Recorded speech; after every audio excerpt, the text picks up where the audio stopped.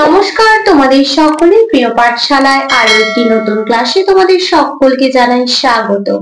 আজকে আমি তোমাদের সাথে আলোচনা করব চতুর্থ শ্রেণীর তৃতীয় পর্যায়ক্রমিক মূল্যায়ন 2025 রায়মার্টিন কোয়েশ্চেন ব্যাংকের বাংলার নবম স্কুলটির প্রশ্ন উত্তর। আমি আজকের ক্লাসটি শুরু করে দিচ্ছি, সকলে মন দিয়ে দেখে নাও। নবম স্কুলটির নাম হলো বেলদা হিমাংশু শেখর প্রাথমিক বিদ্যালয়। একের প্রশ্নটি আছে, নিচের প্রশ্নগুলির পূর্ণ বাক্যে উত্তর দাও। কয়ের প্রশ্নটি বলেছি, জ্যোতির ন মামার নাম কি? জ্যোতির ন মামার নাম অনাথ। অনাথ। ক্ষয়ের প্রশ্নটি আছে, আলো নাটকটিতে কোন পাহাড়ের উল্লেখ আছে? শুশুনি পাহাড়ের উল্লেখ আছে। আলো নাটকটিতে শুশুনি পাহাড়ের উল্লেখ আছে। যতীনকে মুচি ও দর্জির হাত থেকে কে বাঁচালো? যতীনকে মুচি ও দর্জির হাত থেকে ঘুড়ি বাঁচালো। ঘুড়ি। ঘরের প্রশ্নটি বলেছে, ওগো শোনো কান পেতে, কান পাতলে কি শোনা যাবে? ওগো শোনো কান পেতে, কান পাতলে পরীদের গান। পরীদের গান ও লণ্ঠনের শব্দ শোনা যাবে। সুনীল গঙ্গোপাধ্যায় কি ছদ্মনামে লিখতেন? সুনীল গঙ্গোপাধ্যায় নীল লোহিত ছদ্মনামে লিখতেন। তাহলে এখানে শুধু উত্তরটা লিখে দিচ্ছি, নীল লোহিত। নীল লোহিত। তো এই প্রশ্নটি বলেছে শূন্যস্থান পূরণ করো। কয় প্রশ্নটি যে ড্যাশ রয়েছে যার সে কি পড়ে রয়? চেতনা রয়েছে যার সে কি পড়ে রয়? চেতনা। ঘুমের ড্যাশ বুলিয়ে আসে গুটি গুটি। ঘুমের কাজল বুলিয়ে আসে গুটি গুটি। পরীরা যে ড্যাশ, পরীরা যে ফুল বনে। ফুল বনে। দাঁত আছে ড্যাশ সব বেশ। দাঁত আছে মজবুত। মজবুত সব বেশ। চুপি চুপি ভয়ে ভয়ে ড্যাশ আবছায়। চুপি চুপি ভয়ে ভয়ে জোছনায় আবছায়। জোছনায়। তিনের প্রশ্নটি বলেছে, অর্থ লেখো। জোড়াতাড়া, মুড়ো, পণ, ঢেবা চাকা, অম্লান। জোড়াতাড়া শব্দের অর্থ গোজামি, মুড়ো শব্দের অর্থ মাথা, পণ শব্দের অর্থ প্রতিজ্ঞা, ঢেবা চাকা শব্দের অর্থ হতবুদ্ধি, আর অম্লান শব্দের অর্থ অমলিন। চারের প্রশ্নটি আছে, সমার্থক শব্দ লেখো। সূর্য আর নদী। সূর্য সমার্থক শব্দ কি হয়ে যাবে? রবি, ভানু। আমি দুটো করেই লিখে দিচ্ছি। আর নদীর সমার্থক শব্দ কি যাবে? তটিনী হবে। তটিনী, তরঙ্গিনী।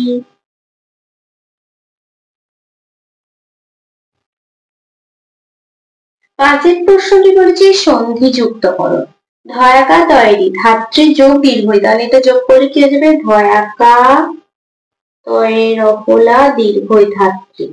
পয়ে ও যোগ অ কয়, এটা যোগ করলে কি হয়ে যাবে? পাবক। পয়ে রফলা যোগ দীর্ঘ রসনা কি হয়ে যাবে? এটা যোগ করলে যাবে পৌর। পয়ে ও রফলা ক্ষয় শূন্য। পরবর্তী পৃষ্ঠায় কি কি প্রশ্ন দেওয়া আছে দেখে নেওয়া যাক। ছয়ের প্রশ্নটি বলেছে, শব্দ যুগলের অর্থ পার্থক্য দেখাও। দয় বয় দীর্ঘই প্রদীপ, দয় দীর্ঘই প্রদীপ। কয় আঁকা চয় আঁকা কাঁচা, কয় চন্দ্রবিন্দু আঁকা চয় আঁকা কাঁচা। তালবসা আঁকা বসাব, দন্তসা আঁকা বসাব। বয়াকার রসি বাড়ি, বয়াকার রসি বাড়ি। দয় বয় দীর্ঘই প্রদীপ মানে হলো জলবেষ্টিত স্থলভাগ। দয় দীর্ঘই প্রদীপ মানে হলো প্রদীপ। কয়াকা জায়গা কাঁচা মানে হলো পরিষ্কার করা, আর কয় চন্দ্রবিন্দু আঁকা জায়গায় কাঁচা মানে হলো অপক্ক। তালবসা আঁকা পশাপ মানে হলো অভিশাপ। দন্তসা আঁকা পশাপ মানে হলো সর্প। বয়াকার হর্ষণ হর্ষি বাড়ি মানে হলো ঘর বা গৃহ, আর বয়াকার রয়ে হর্ষি বাড়ি মানে হলো জল। সাতের প্রশ্নটি বলেছি, বিপরীতার্থক শব্দ লেখো। আরম্ভ, দৃঢ়, অভ্যাস আর প্রবল। আরম্ভ বিপরীত শেষ। দৃঢ় ভঙ্গুর, অভ্যেস অনভ্যেস, আর প্রবল মৃদু। 8 প্রশ্ন কি আছে, নিচের বাক্যগুলি থেকে কর্তা কর্ম ক্রিয়া খুঁজে নিয়ে লেখো। কয়ের বাক্যটি আছে, মামা একটা টাট্টু ঘোড়া কিনে নিলেন। এখানে কর্তা মামা, কর্ম একটা টাট্টু ঘোড়া, আর কিনে নিলেন ক্রিয়া। ক্ষয়ের প্রশ্নটি আছে, তোমরা মানুষ হলে দেশের কল্যাণ। তোমরা কর্তা, মানুষ কর্ম হলে ক্রিয়া, আর দেশের কল্যাণ কর্ম। 9 প্রশ্নটি বলেছি বর্ণ বিশ্লেষণ করো, কল্যাণ, পুষ্টি আর মাতব্য। দেখো প্রথম কল্যাণ, ক আছে কয় হসন্ত যোগ অ, ডয় জফলে আপা লয় হসন্ত যোগ অঞ্জ যোগ আ যোগ মূর্ধন্য। তারপরে পুষ্টি, কয় হসন্ত যোগ হর্ষ যোগ দন্তস্বয় তয় হর্ষই আছে, তাহলে দন্তস্বয় হসন্ত যোগ তয় হসন্ত যোগ হর্ষ। তারপর আছে মাতব্য, ময়ে আঁকা ময় হসন্ত যোগ আ, তারপর আছে তয় হসন্ত যোগ অ, তারপর আছে বয় বয় বয় হসন্ত যোগ অ, তারপর আছে র। 10 প্রশ্নটি বলেছে, নিচে কোন বাক্যে কোন ভাব প্রকাশ পেয়েছে লেখো। প্রশংসা, বিস্ময়, প্রশ্ন, নিষেধ আর সংশয়। কি যে ভালো লাগতো, এটা বিস্ময়, বিস্ময় ভাব প্রকাশ পেয়েছে, বিশ্বস্ত বাক্য। সেই নদীটার নামও খুব মিষ্টি, বাতাসি, প্রশংসা।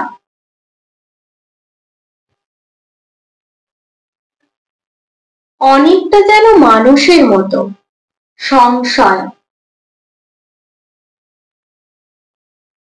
যা, চশমাটা কোথায় গেল, প্রশ্ন, প্রশ্ন করছে, প্রশ্নবোধক বাক্য।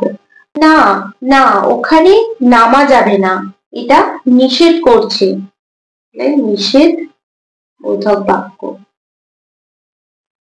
11 প্রশ্নটি বলেছে বাক্যগুলিতে বিশেষণ পদ চিহ্নিত করো।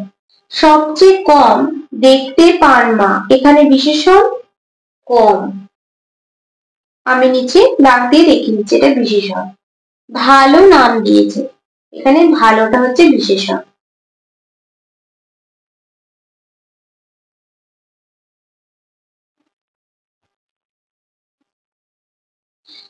12 প্রশ্নটি বলেছে নিচের প্রশ্নগুলির সংক্ষেপে উত্তরটা। কয়ের প্রশ্নটি আছে, যতীন সারাদিন কটা চটি সেলাই করেছিল।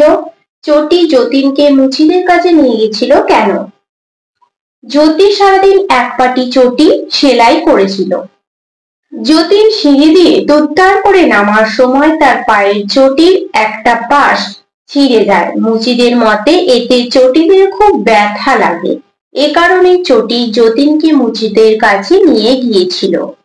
ক্ষয়ের প্রশ্নটি বলেছে আদর্শ ছেলে কে প্রধানত কোন কোন বৈশিষ্ট্যের অধিকারী হতে হবে। এই প্রশ্নটির উত্তর তোমাদের আগেও আমি লিখিয়ে দিয়েছি।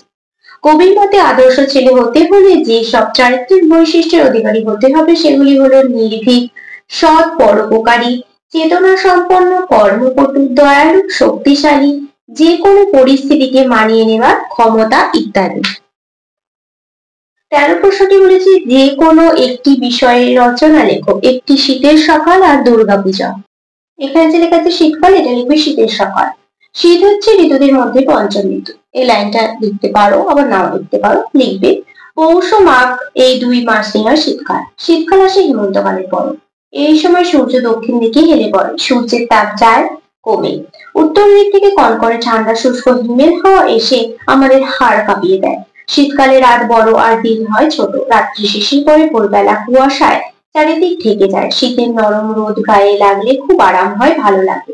আকাশে এই সময় মেঘ দেখা যায় না, আকাশ পরিষ্কার থাকে।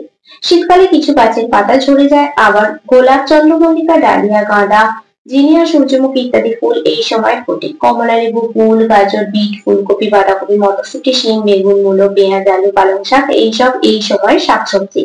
আবার এই শীতকালে পাওয়া যায় খেজুরের রস, খেজুর গুড়, খেজুরের পাটালি। শীতকালে পৌষ পার্বণের সময় বাড়িতে বাড়িতে পিঠে পায়েস তৈরি হয়। এছাড়াও শীতকালে আরো অনেক উৎসব হয়, যেমন নবান্ন, বড়দিন, ইংরেজি নববর্ষ, সরস্বতী পূজা ইত্যাদি।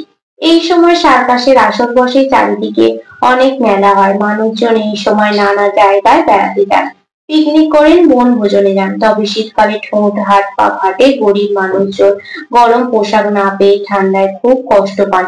ঠান্ডার জন্য অনেকের প্রাণও চলে যায়। আবার শীতকালে মানুষের হজম ক্ষমতা, কাজ করার শক্তি বাড়ে, অন্যান্য অসুখ বিসুখও কম হয়। আজকের ক্লাসটি তাহলে আমি এখানে শেষ করছি। খুব তাড়াতাড়ি আরো একটি নতুন ক্লাস নিয়ে হাজির হবো তোমাদের সামনে। যদি তোমাদের আজকের ক্লাসটি ভালো লেগে থাকে তাহলে অবশ্যই লাইক, কমেন্ট, সাবস্ক্রাইব এবং শেয়ার করতে ভুলবে না। সকলে সুস্থ থাকবে, স্বাভাবিক থাকবে। সকলকে অসংখ্য ধন্যবাদ জানাই।